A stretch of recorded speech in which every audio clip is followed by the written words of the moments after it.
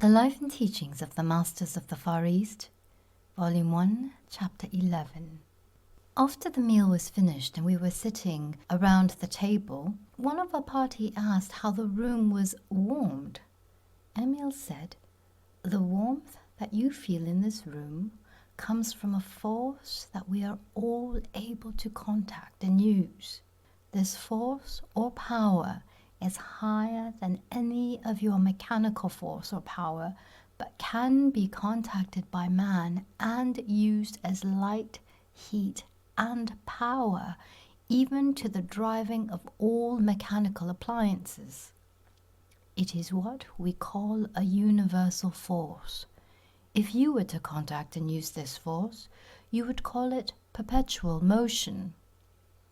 We call it universal power, or God power, supplied by the Father to work for all his children.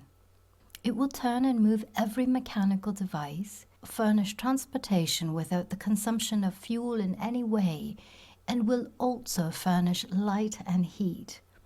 It is everywhere present, without money or price, and can be contacted and used by all." One of our party asked if the food had been prepared by this force. We were told that the food came prepared as we had eaten it, direct from the universal, just the same as the bread and the other provisions had been supplied heretofore.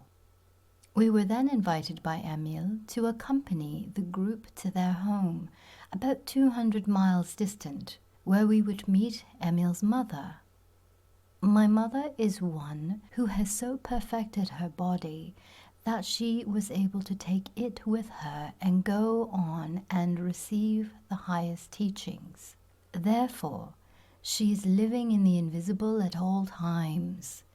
She is doing this from choice, as she wishes to receive the highest, and by receiving the highest teaching, she is able to greatly assist us. In order to make this clear to you, I must say that she has gone on until she has reached the celestial realm, as you would call it, the place where Jesus is. This place is sometimes called the seventh heaven. To you, I suppose, this suggests the mystery of mysteries. Let me say that there is no mystery about it. It is a place in consciousness where every mystery is revealed. Those who have reached that state of consciousness are outside the mortal vision, but they can return and converse and teach those who are receptive. They can come in their own bodies, for they have so perfected their bodies that they can go where they will with them. They are able to return to earth without reincarnation. Those who have passed through death are obliged to be reincarnated to return to earth with a body. This body was given to us as a spiritual perfect body, and we must so see and keep the body in order to retain it. Those who have left the body and have gone on in spirit now realize that they must again take up a body and go on and perfect it.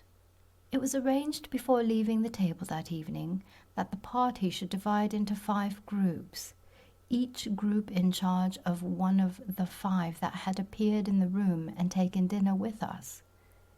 This would enable us to cover a larger field and would greatly facilitate our work, and in the same time it would enable us to verify such things as traveling in the invisible and thought transference.